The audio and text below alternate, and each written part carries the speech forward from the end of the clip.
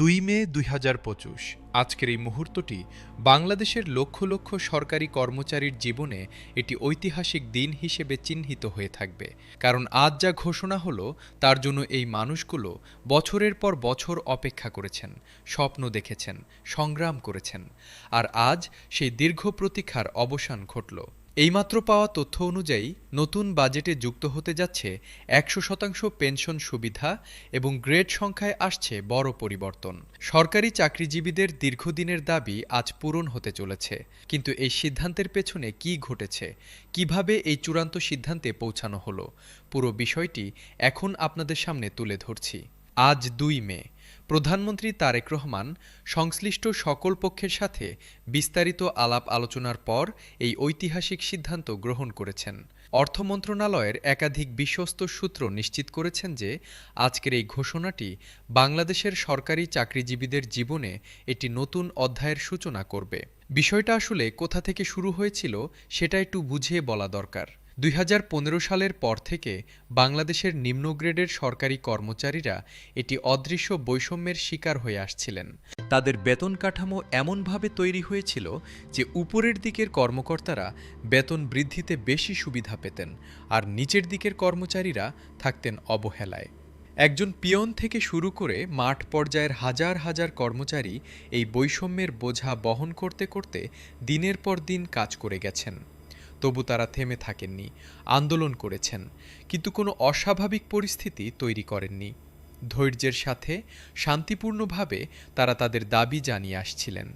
Pay কমিশনের chairman Zakir Ahmed Khan এই বিষয়টি স্বীকার করে বলেছেন যে সরকারি কর্মচারীরা ২০১৫ সালের পর দীর্ঘ সময় ধরে বৈষম্যের শিকার হলেও তারা কোনো অস্বাভাবিক পরিস্থিতি তৈরি করেননি।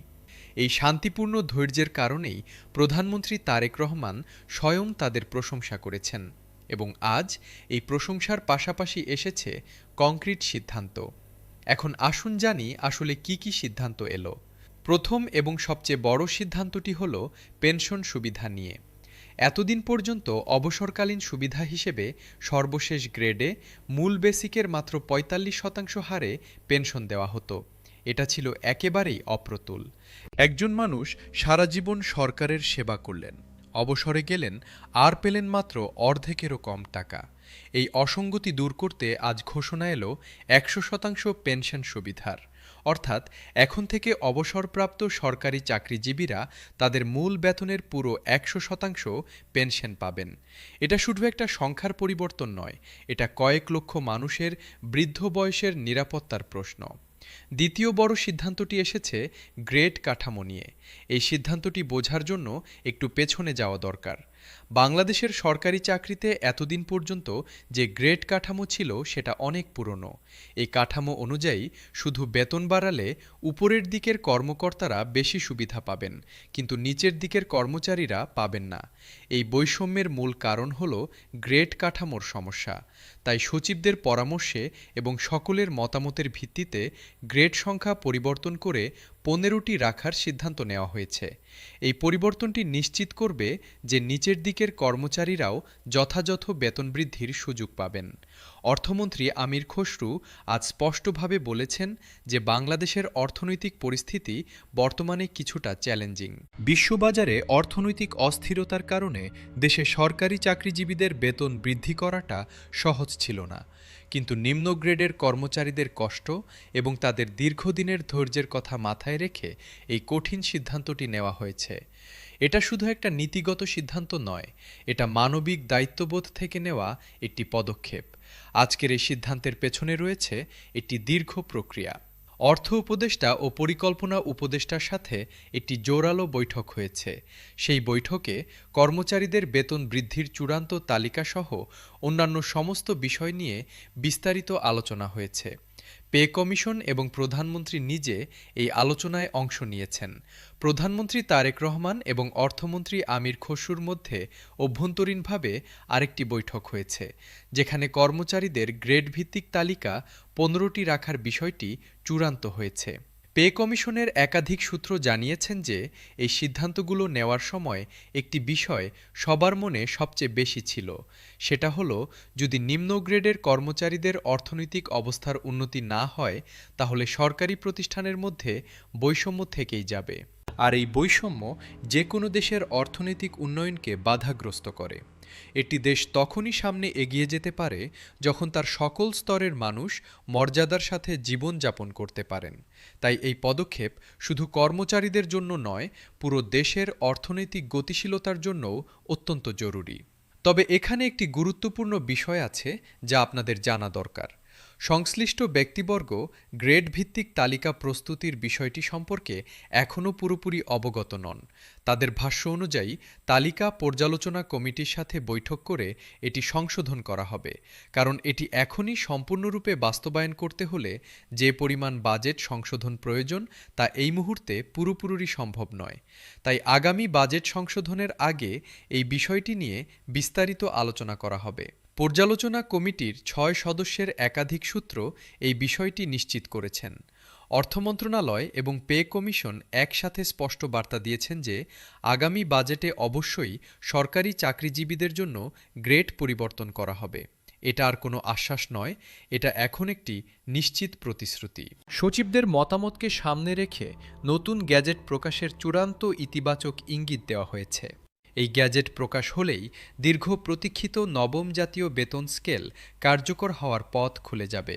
আজকের এই ঘোষণার তাৎপর্য কতটা গভীর সেটা বোঝার জন্য একটু ভাবুন। বাংলাদেশের একজন নিম্ন গ্রেডের সরকারি কর্মচারী প্রতিদিন সকালে উঠে কাজে যান, দেশের সেবা করেন, কিন্তু মাস শেষে যে বেতন পান তা দিয়ে সংসার চালাতে হিমশিম খান। শিক্ষার খরচ, চিকিৎসার খরচ, বাড়ি ভাড়া সব মিলিয়ে জীবনটা হয়ে যায় একটা কঠিন হিসাবের খাতা। এই মানুষগুলো কিন্তু দেশের জন্য কাজ করছেন, আর তাদের এই কষ্টের কথাটাই আজ সরকার স্বীকার করল এবং সমাধানের পথ দেখালো। ২ মে ২০২৫-এর এই দিনটি তাই শুধু একটি সরকারি ঘোষণার দিন নয়, এটি সেই দিন যেদিন লক্ষ লক্ষ সরকারি কর্মচারী এবং তাদের পরিবার একটু স্বস্তির নিঃশ্বাস ফেলতে পারছেন। যেদিন অবসরপ্রাপ্তরা ভাবতে পারছেন যে তাদের বৃদ্ধ বয়সটা হয়তো একটু নিরাপদ হবে। যেদিন দেশের নিম্ন আয়ের সরকারি কর্মচারীরা বলতে পারছেন যে তাদের কথাটা অবশেষে শোনা গেছে। এই পুরো বিষয়টির সবচেয়ে গুরুত্বপূর্ণ দিকটি হল এর দীর্ঘমেয়াদী প্রভাব। যখন নিম্ন আয়ের সরকারি কর্মচারীদের হাতে বেশি অর্থ আসবে তখন তারা বেশি খরচ করবেন। এই বাড়তি ক্রয় ক্ষমতা স্থানীয় বাজারকে চাঙ্গা করবে, ছোট ব্যবসায়ীরা উপকৃত হবেন এবং সামগ্রিকভাবে দেশের অর্থনীতিতে একটি ইতিবাচক প্রভাব পড়বে। এটাই হলো একটি স্বাস্থ্যকর অর্থনীতির চক্র, যেখানে সবার উন্নতি মানেই দেশের উন্নতি।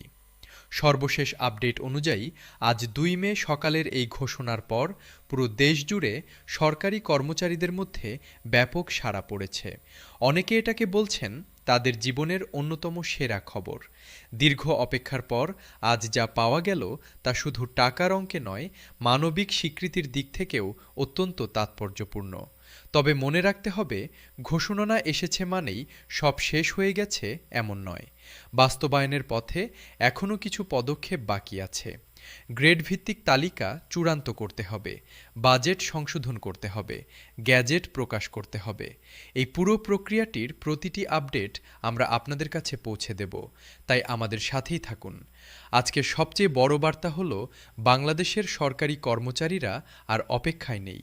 নবম জাতীয় বেতন স্কেলের পথ খুলে গেছে। ১০০% পেনশন এবং পরিবর্তিত গ্রেড কাঠামো নিয়ে একটি নতুন অধ্যায় শুরু হতে যাচ্ছে। এই অধ্যায়টি কেমন হবে, কতটা কার্যকর হবে সেটা সময়ই বলে দেবে। কিন্তু আজকের এই পদক্ষেপটি যে সঠিক দিকে নেওয়া হয়েছে সে বিষয়ে কোনো সন্দেহ নেই।